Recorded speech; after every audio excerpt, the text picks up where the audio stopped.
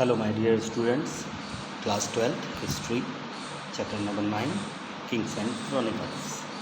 इस चैप्टर के बारे में हम लोग बात करने जा रहे हैं। और जब हम इस चैप्टर के बारे में बात करेंगे तो हम आपको नेक्स्ट टॉपिक के बारे में बताएंगे, जो हमारा है पदवियाँ, उपहार और भेंटों के बारे में। तो सबसे पहले इसके बारे में बात कर लेते हैं हम सब लोग। पदवियाँ क्या होती थी, उपहार और भेंट, इनके बारे में बात करते हैं।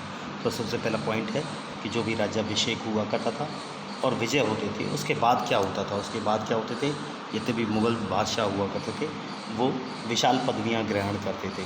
कैसी पदवियाँ ग्रहण करते थे? विशाल पदवियाँ, यानी बड़ी बड़ी पदवियाँ ग्रहण करते थे। जब जो पदवियाँ जो होती थी उनकी जब घोषणा की जाती थी या उनके बारे में जब बताया जाता था तो तब बहुत विस्मय वाला माहौल होता था। यानी विस्मय वाला माहौल का मतलब हो गया कि एक ऐसा माहौल जब लोगों को आश्चर्य एकदम प्रकट होता था। तो वो उसके बारे में है थोड़ा सा। तो नेक्स्ट जो पॉइंट्स है उसमें ये है कि जितने भी मुग़ल सम्राट होते थे या जो मुग़ल सम्राटों के जो चित्र हुआ करते थे, वो जो मुग़ल सिक्के होते थे उस पर जो है ना पदवियाँ जो होती थी वो उस पर अंकित की जाती थी या उकेरी जाती थी। तो उस पर वो पदवियाँ लिखी जाती थी या उकेरी जाती थी। तो ये पता पड़ता था उससे इन चीज़ों के बारे में कि ये किस प्रकार की पदवियाँ होती थी। ठीक है ना। इसके अलावा नेक्स्ट पॉइंट है कि योग्य जो व्यक्ति हुआ करते थे उन व्यक्तियों को मुग़ल तंत्र में यानी जब भी जो मुग़ल तंत्र होता था उस पूरे तंत्र के अंदर कहीं ना कहीं मुग़ल तंत्र में ये कहा जाता है कि पदवियाँ जो थी वो उनको प्रदान की जाती थी, कहीं ना कहीं दी जाती थी वो पदवियाँ। और क्या होता था, दरबार में किसी व्यक्ति की उन्नति उसकी पदवी से पता की जाती थी। यानी दरबार में अगर उसका सम्मान थोड़ा ज़्यादा ऊंचा है तो इसका मतलब है पदवी उसकी कैसी है, थोड़ा ज़्यादा अच्छी है। ठीक है ना। तो इस तरीके से पता पड़ता था। तो इन सब चीज़ों से हम पता कर सकते थे कि किस तरीके की पदवियाँ हो सकती हैं उस व्यक्ति की। साथ ही साथ हम और चीज़ों के बारे में भी मालूम कर सकते थे। वो ये था कि दरबार में आसफ़ खां जो पदवी होती थी वो मंत्रियों को दी जाने वाली पदवी थी, एक प्रकार की आसफ़ खां। ये पदवी जो दी गई है, ये जिसके बारे में हम पढ़ रहे हैं और जान रहे हैं, वो ये दे रखी है नीचे, आसफ़ खां की पदवी। और उसके बाद औरंगज़ेब जो था उसने मिर्ज़ा राजा की पदवी दी थी। किसको मिर्ज़ा राजा की पदवी दी थी?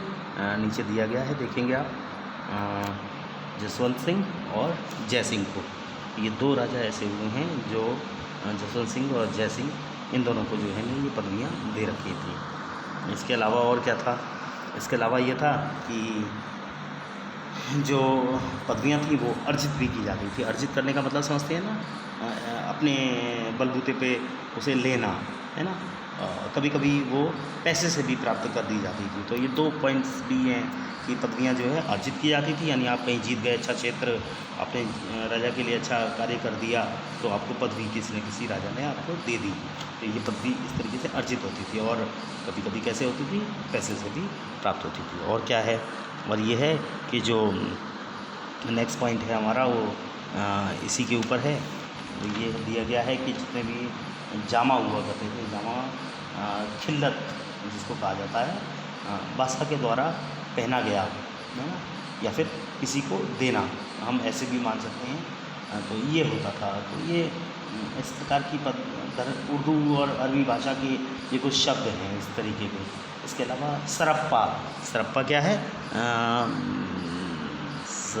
सर से लेकर पाँव तक की उपाधि है, ये है ना। तो ये नीचे दिया गया है, सर से लेकर पाँव तक की उपाधि। तो इस तरीके की उपाधि हुआ करती थी। इसके अलावा ये होता क्या था? सरप्पा का मतलब होता है सर से लेके पाँव तक पगड़ी या पटका जो होता था ना, वो इतना लंबा हुआ करता था पहना जाने वाला। बादशाह कभी कभी बहुत से लोग ऐसे आते थे जो बहुत खुशखबरी सुनाया करते थे पूरे सिस्टम के अंदर आकर, वहाँ पर दरबार के अंदर जब बहुत बड़ी कोई खुशखबरी सुनाते थे, जैसे राजा का बेटा हुआ है, किसी ने आके सुनाई खुशखबरी, महाराज आपके बेटा हुआ है, तो वो क्या करते थे? उपहार में आभूषण अपने उतारे और उतार के गले का आभूषण या अंगूठी उतारी और उतार के उसको दे दी। तो इस तरीके के उपहार भी होते थे जो दिए जाते थे। तो इस तरीके की चीज़ें हुआ करती थी। तो ये थे कुछ ऐसी खास बातें हैं। नेक्स्ट पॉइंट है हमारा शाही परिवार। तो शाही परिवार के अंदर क्या क्या बातें थी, तो शाही परिवार की अगर हम बात करेंगे तो शाही परिवार में सबसे पहला जो पॉइंट है हमारा वो हरम को लेकर है। हरम क्या होता था, हरम जो है ना वो मुग़लों की घरेलू दुनिया हुआ करती थी। कैसी? मुग़लों की घरेलू दुनिया। घरेलू दुनिया का मतलब हो गया घर के अंदर। ये फ़ारसी शब्द आता है इस प्रकार का, ये शब्द जो है ना कैसा शब्द है, फ़ारसी शब्द है ये हरम। तो पवित्र स्थान हुआ करता था, वो पवित्र स्थान जहाँ पर क्या होता था, महिलाएं, कौन? महिलाएं, है ना, वो क्या होती थी, यहाँ महिलाएं जो है रहा करती थी इस क्षेत्र में। और उस समय एक प्रथा थी, बहुविवाह प्रथा। राजा कितनी भी शादियाँ कर सकता था, बहुत सारी शादियाँ करता था, तो इस प्रकार की शादियाँ भी वो कर लिया करता था। तो ये सिस्टम था उस समय। राजपूत और जो मुग़ल थे उनमें विवाह राजनीतिक संबंध और मैत्री संबंध बनाने का एक तरीका था। समझ रहे हैं आप? मतलब मैत्री संबंध बनाने का तरीका था ये, ठीक है ना। राजपूत और मुग़लों में विवाह संबंध, इस तरीके के संबंध बनाए जाने लगे। विवाह में क्या होता था, पुत्री के साथ उपहार में एक क्षेत्र दे दिया जाता था। कभी कभी विवाह में दे देते थे, और से राजा ने दिया है अपनी बेटियों को इसके इसके रूप में।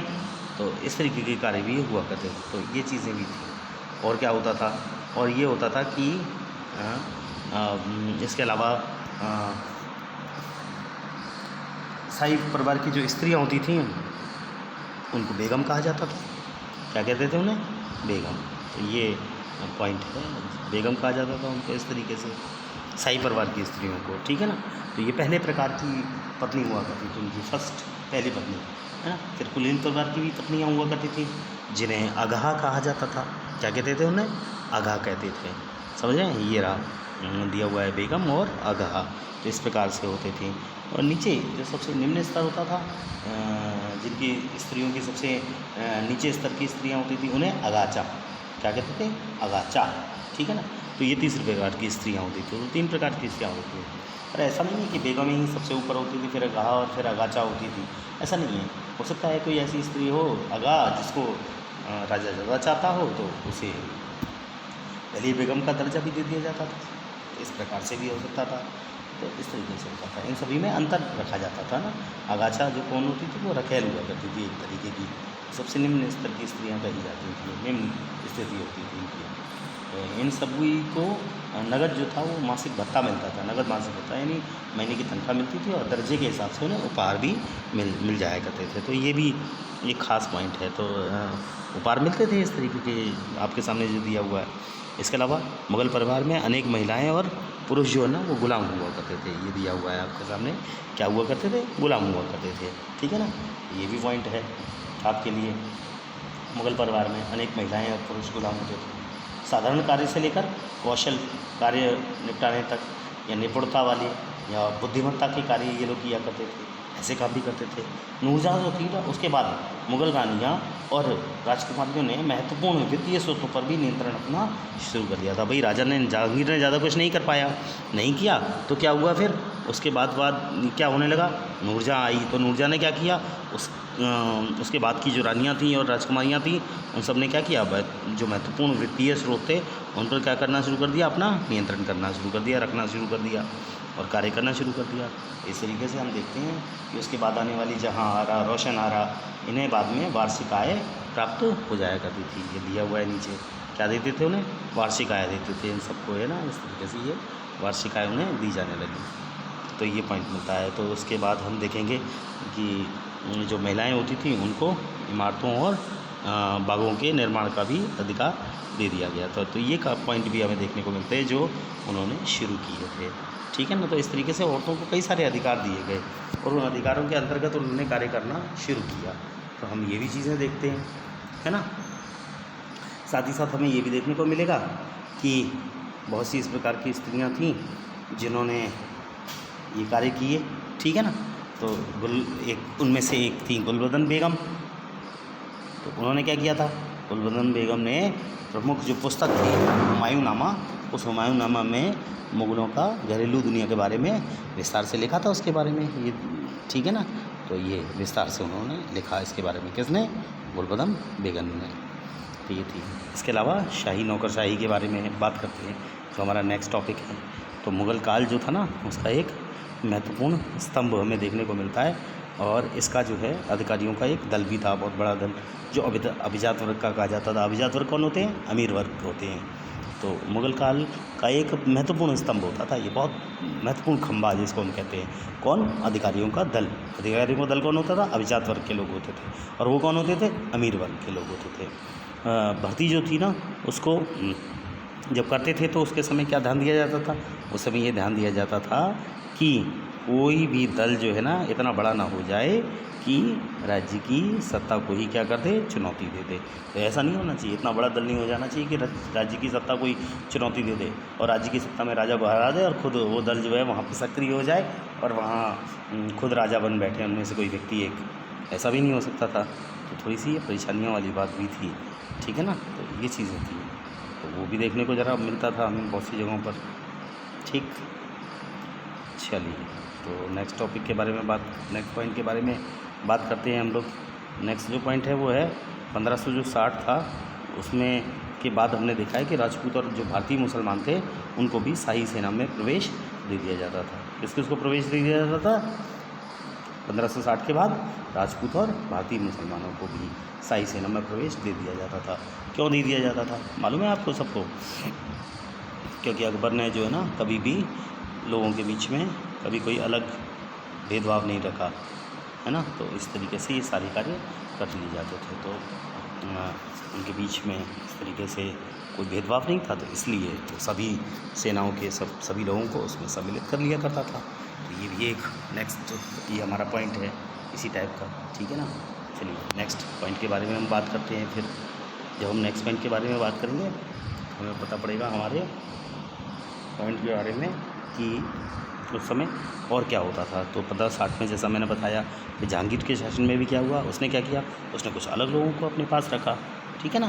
तो जहांगीर के शासन में उसने ईरानी जो लोग थे उन ईरानियों को ऊंचे ऊंचे पदों पर रखा। ये दिया हुआ है ना, किसको रखा अपने पदों पर? ईरानियों को ऊंचे ऊंचे पदों पर, ये लिखा हुआ है, उच्च पदों पर रखा। मैंने आपको पॉइंट्स इसीलिए क्लियर कर दिए हैं, सारे पॉइंट्स एक एक करके बना दिए कि आप आसानी से उसे पढ़ सकें और लिख भी सकें कहीं ना कहीं, है ना। इसके अलावा और क्या किया उसने?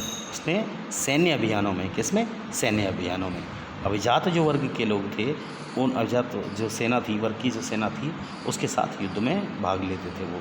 तो ये भी उसने किया, ठीक है ना। सैन्य अभियानों में कौन करते थे? अभिजात वर्ग जो थी सेना के साथ क्या करती थी? युद्ध में भाग लिया करती थी। सैन्य कमांडर घुड़सवारों की भर्ती किया करते थे। सैन्य कमांडर किया करते थे, घुड़सवारों की भर्ती किया करते थे, ठीक है ना।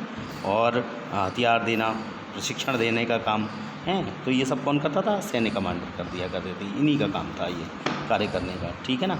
इसके अलावा घुड़सवार क्या करते थे? घुड़सवार शाही जो निशान वाले घोड़े होते थे, है ना, उनमें उनको उच्च श्रेणी में के घोड़े रखते थे उस प्रकार के। तो शाही निशान वाले, यानी निशान कैसे लगाया जाता है? एक लोहे का एक कोई गोल सी सील हुआ करती थी, उस पर कोई निशान बना हुआ करता था, उसे गर्म कर लिया करते थे और घोड़ों की पीठ पर वो निशान लगा दिया जाता था। जो अच्छे घोड़े होते थे, अरबी नस्ल के घोड़े होते थे या बहुत बढ़िया प्रकार के घोड़े होते थे, ऐसे घोड़ों को उसमें रखा जाता था, ठीक है। तो इस तरीके के काम कर दिया करते थे।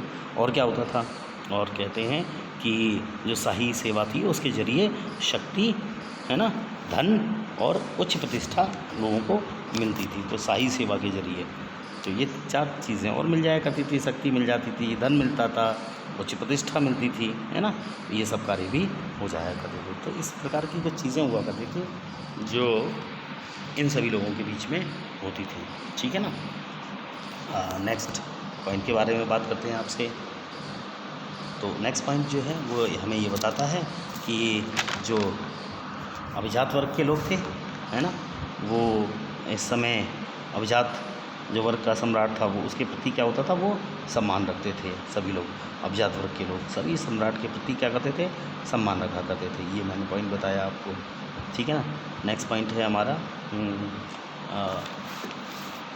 यहाँ पर, हाँ, हमारा जो चैप्टर है हम आज आपके सामने यहीं पर रखते हैं। आज इतना हमारा पॉइंट्स हमने कंप्लीट कर दिए। शाही परिवार के बारे में किया और शाही नौकरशाही के बारे में भी कंप्लीट कर दिया। तो आशा करता हूँ आपने इसे बहुत अच्छी तरह समझ लिया होगा। आगे जो पॉइंट्स हमारे आएंगे वो प्रांतीय प्रशासन के बारे में, सीमाओं से परे, सफावी और कंधारों के बारे में, और मुग़ल दरबार में जेसुइट प्रचारक, है ना, और ऑटोमन साम्राज्य। और एक और पॉइंट हमारा लास्ट में बचेगा, औपचारिक धर्म पर प्रश्न उठाना। इस पॉइंट्स पर हम बाद में चर्चा करेंगे, अगले वीडियो में चर्चा करेंगे। तो आज के लिए आपके लिए इतना ही। Thank you everyone.